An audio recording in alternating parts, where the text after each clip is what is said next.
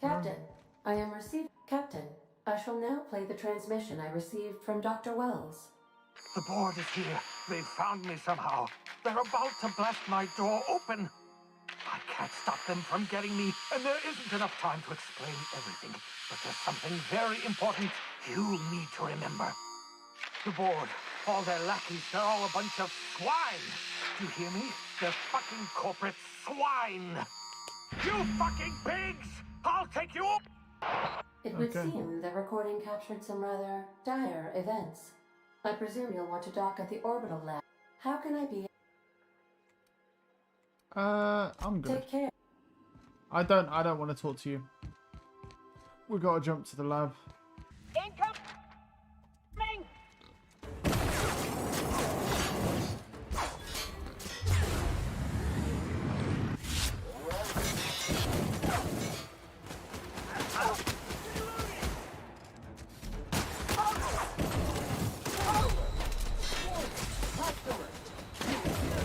Everyone all right?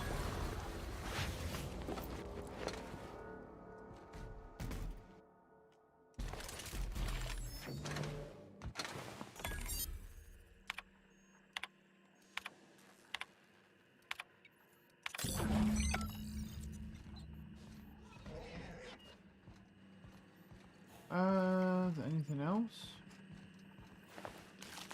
Nope.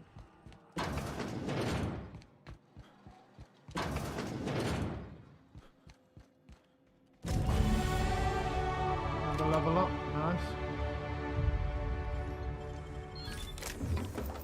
Captain, as it appears we may soon be embarking for a maximum security prison planet, I believe the crew would like to speak with you to, as you humans put it, air some concerns. Of course. Bro, they just stop talking, bro.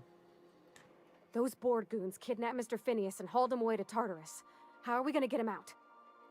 And here we are, entertaining the notion of busting him out. That's insane. And likely a hell of a lot of fun. Come on, Sam, tell me what you... To extract the scientist, you will need to infiltrate the labyrinth. But that course of action is likely to be quite dangerous, Captain. I am programmed to warn you whenever you exhibit inclinations toward risky behavior. Breaking into Tartarus will not be easy. Getting in is the simple part. It's getting out again that's the trouble. Trust me, I know. Why? Why do you know that? If you really mean to do this, What? you Who should are see to you, the bro? final affairs and close out any unfinished business. Once you sneak into Tartarus, you may be there a while. Or permanently. Alright, yeah, we're doing it. Outstanding. You can count on us, Captain. We're crew. For real crew. That means we got each other's backs. Right? Never thought I'd volunteer to break into a prison. Seems like your tendency towards risky behavior is rubbing off on me, Captain. Command not recognized. Oh, Ready that we have arrived at the labyrinth. Please be advised that electrical storms on the surface of Tartarus may... I see. Oh, Attention, unauthorized spacecraft. This is a maximum security installation. Your presence here is an explicit violation of UDL corporate policy. You are hereby confined to your docking platform until a ticket detailing your crimes has been filed and notarized, at which point your vessel will be seized and you will be executed. Wait. Wait, how long will that take? I wager it'll take a bit longer than it takes you to lose your patience and storm out of your ship looking to get shot. I see. To be honest, that'd make my job a lot easier. You come out, we shoot you full of holes, and then everyone goes about their day worry-free. Except you. You'll be dead. Oh, thank you. Protocol is important, sir. Protocol's in... The sentencing of one crime does not preclude the sentencing of another, technically speaking. Tartarus docking authority signing up. Hang on. Looks like you're gonna have company at the execution. Another ship just pulled into your dock. Wait, is that from the groundbreaker? What the... Pay no mind to that. Just have a pleasant day. Have a pleasant day. transmission terminated. How can I... Oh, Push on, Mardat! right, so Groundbreaker is going to help us. Alright.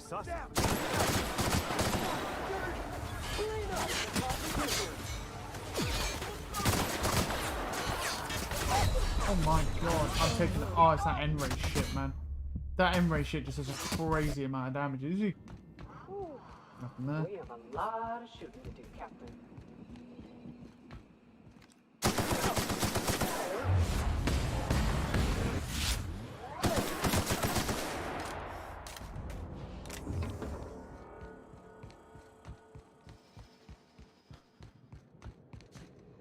Oh, I'm Stuck, Pepple.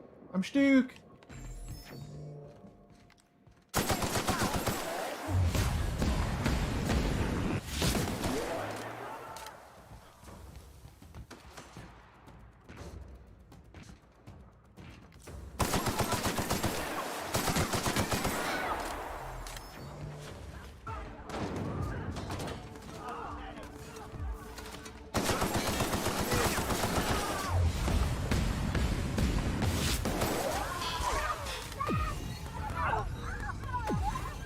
Good job, Sam.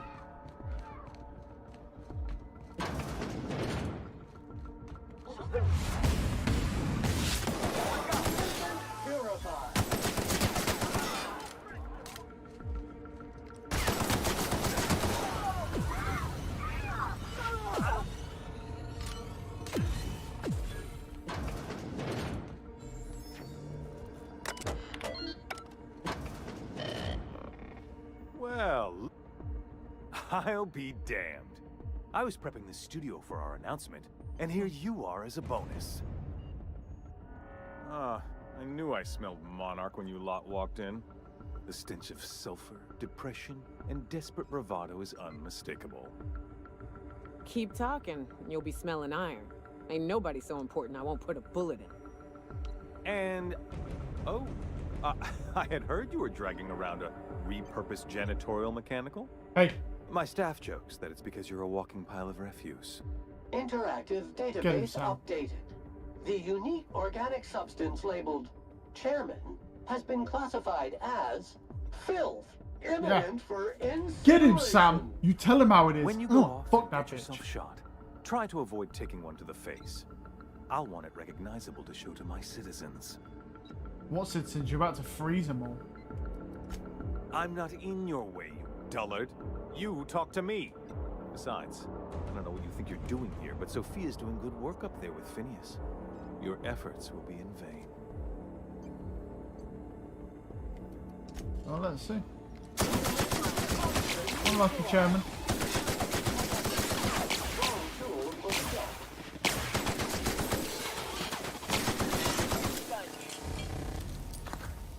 Fucking unlucky that. You have an uncanny talent for complicating my life. Oh, that's the one, yeah. You've Never mind. disrupted the balance of power. You've upset the natural order of things. You've introduced uncertainty, and there is nothing I despise more than uncertainty. I'm afraid I can't do that. You have a flair for subtlety. If you'd worked for me, you would have been the greatest fixer Halcyon has ever seen. For all your talents, you are the enemy of Halcyon, and therefore you are my enemy. You make a nuanced and compelling argument. Here's my rebuttal. No. Dr. Wells is being held in my custody. His cooperation will prove invaluable, even if I have to beat it out of him. All that's left to do is put down this riot, arrest you, and then get on with the bloody business of saving this colony.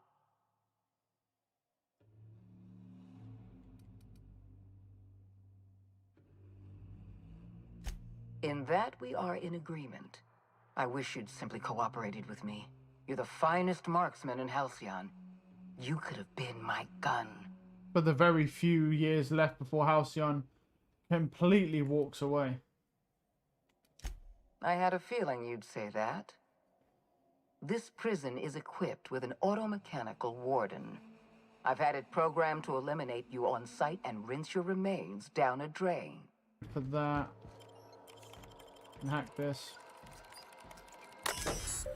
Oh,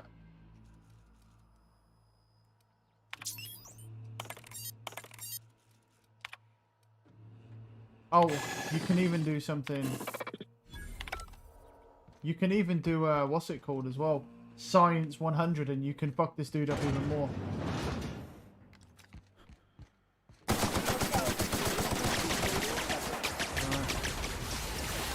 Let's get rid of these bots first, the combat drones. I can use them to heal anyway.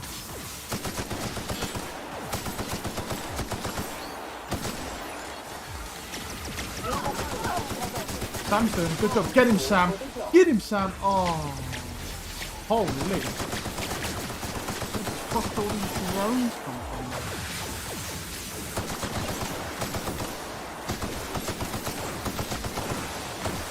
These drones are annoying as fuck, bro.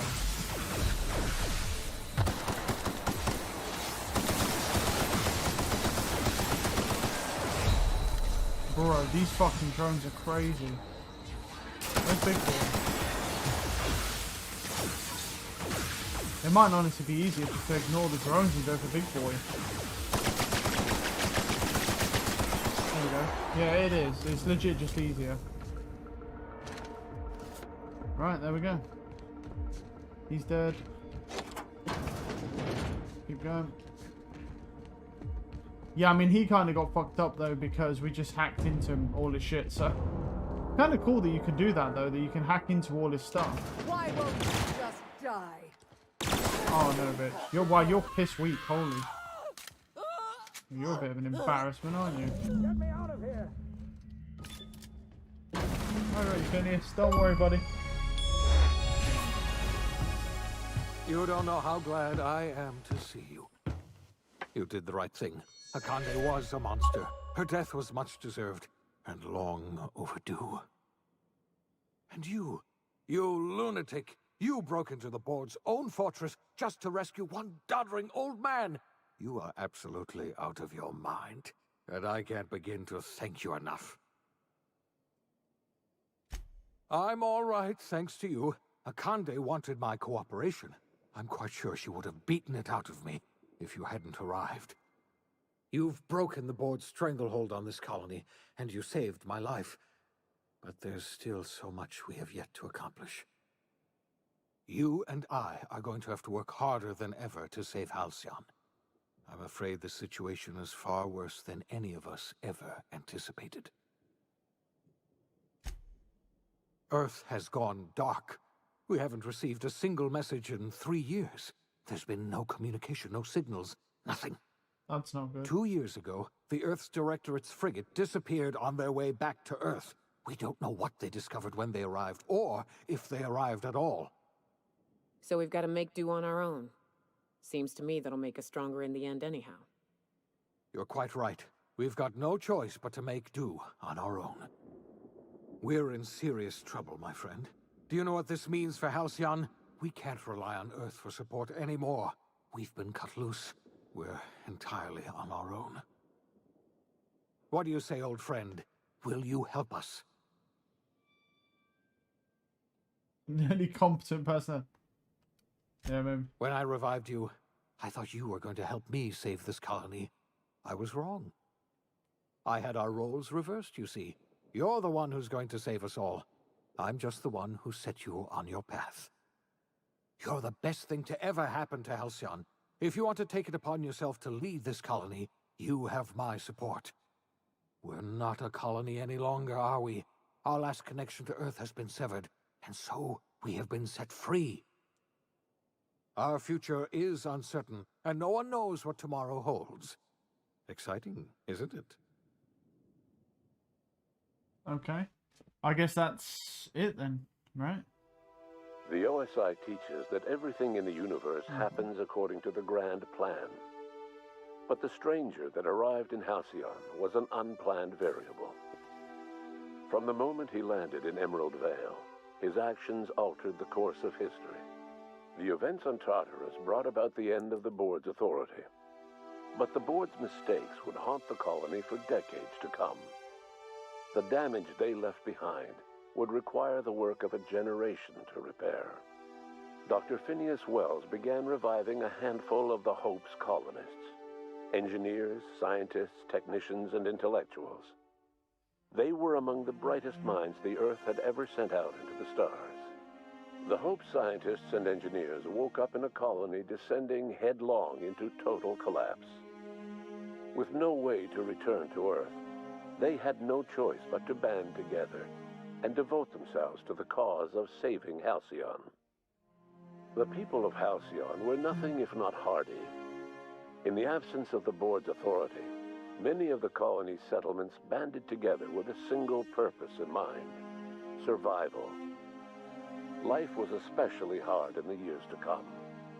Some towns dissolved by attrition and starvation, but most of them found a way to carry on. In the years to come, Halcyon was forced to reckon with its newfound freedom. The board was gone, and for better or worse, the colony was responsible for its own destiny. Sanjar's civil liberties and worker-centric policies were slow to catch on with the other corporations. But as Halcyon began its long, arduous journey toward recovery, many of Terra 2's smaller townships started adopting MSI's alternative corporate structure, and eventually became entirely self-sufficient. In the coming years, many of these townships managed to eke by, where otherwise they might have starved. Without Lilia Hagen, Sublight Salvage fell apart. The company fractured, devolving into a series of unregulated criminal gangs, fences, and smugglers. Their facade of legitimacy quickly faded. In time, the Sublight family was forgotten. After returning to Edgewater, the deserters negotiated workplace reforms with Reed Thompson, including a single day of rest, which came to be known as a weekend. As the world around him changed, Thompson found himself pining for the old days. He was known to spend his weekends in the cantina, nursing one of the few remaining bottles of Zero-G, and repeating to himself, "It's not the best choice, it's Spacer's choice." As for Adelaide McDevitt, she tended to her garden in solitude for another year before passing away. Her body was discovered some months later, when Reed Thompson paid her a visit in an effort to make amends. Her remains were buried in a place of honor, underneath the floor of the Edgewater Cannery. Reed believed this was what she always wanted. Under the leadership of Junlei Tennyson, the Groundbreaker held firm against corporate influence.